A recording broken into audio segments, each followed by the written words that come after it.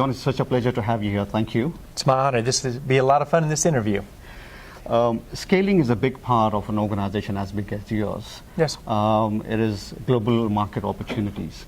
I wanted to learn from you. Took over 20 years back. Scaling was one of the big issues. Yes. You handled really well. So just wanted input on that. Well, if you think about it, we talked today about rather than thinking linear, think exponentially. And so as you think about scaling your organization, you want to play your moves not for the next 12 months, but think about what does it mean for 12 months, 3 years, and 5 years. And then be realistic as you scale. Make sure you don't scale so quickly that you continue to deliver profitability as you scale. And then do a combination of leaders, some who've been there and handled the large scale before, and some who are truly almost startup entrepreneurs, and it will help you challenge. And so the combination of those two is what allow you to scale well. The other element is innovation, organic and inorganic. Yes. Big organizations have the challenge always. Do we create entrepreneurs or do we go out and acquire some innovative companies outside? It has been both for you. Yes. So some of the experiences. Well, you think about innovation, and this is a tagline that we kind of invented for the Valley.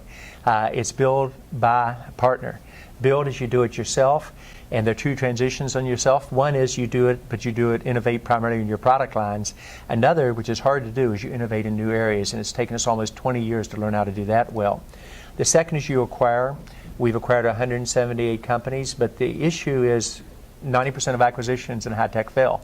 Is how do you different, and how do you have a selection process that aligns your vision, similar cultures, in a way that really makes a difference and you hold the people. And then I think for this next decade, strategic partnerships will play an entirely different role. So it's how well you do in these strategic partnerships as you move forward becomes key. And then realizing it's very difficult to do, so if you do it the same way everybody else does, you will fail too. So you've got to say kind of how you develop your rules, that you stand by your basic founding principles on those issues. I'm extending the analogy to people now. Okay. Inspiring people, empowering people is important. Yes, it is. Creating leaders in your organization for the acquisition part of it and also for the innovation part of it. Yes. So empowering the leaders and inspiring them the right way is very important for a leader like you. Okay. Your take on that? Oh, I completely agree. I think as a CEO, you only have 4 jobs. Vision and strategy for the company, the selection, development, recruitment, retention, and making the changes in the leadership team to implement that vision and strategy. The third is one that I didn't understand as well when I became CEO, but culture. You never have a good or great company without a strong culture, and we're different between it, but you've got to have a culture that matches the views of the company and the leader.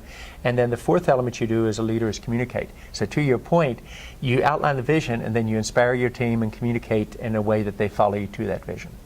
With SDN and cloud infrastructure, which is taking shape now, all the other market sources are opening up. So I see Cisco standing at the right pivot point to move forward. Moving forward, how do you see that?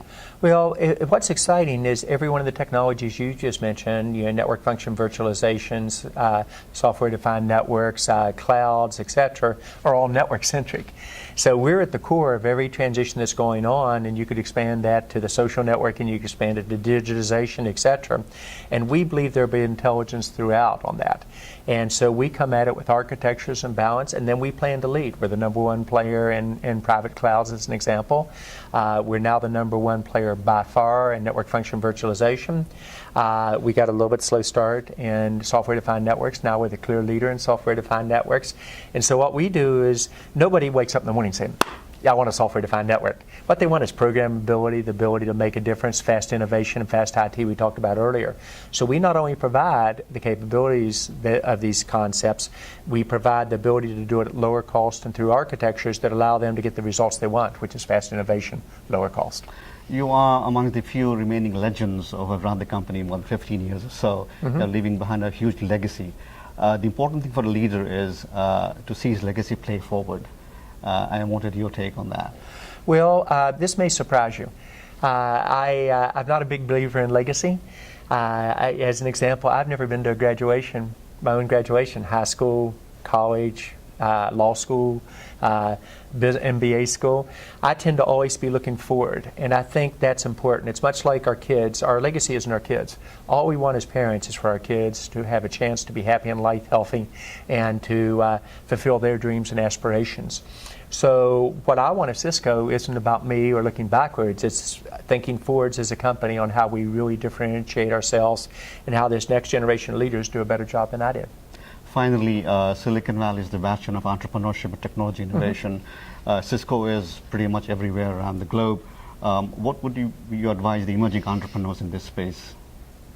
Well, I think there are two equalizers in life, and that is education and the internet. Entrepreneurs, however, are how you take advantage of education and the internet to achieve your goals.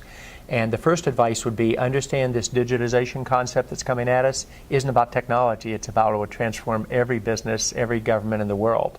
Secondly, think exponentially, not linearly on it.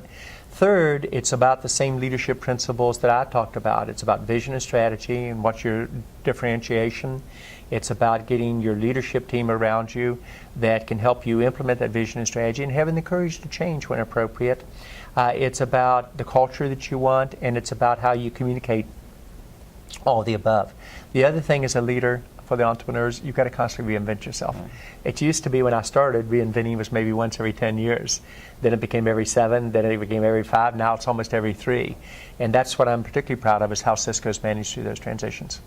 All right, it's a pleasure. I'm wishing you all the best for the future. Thank you so much for your time. My honor. You have a great day. Cheers.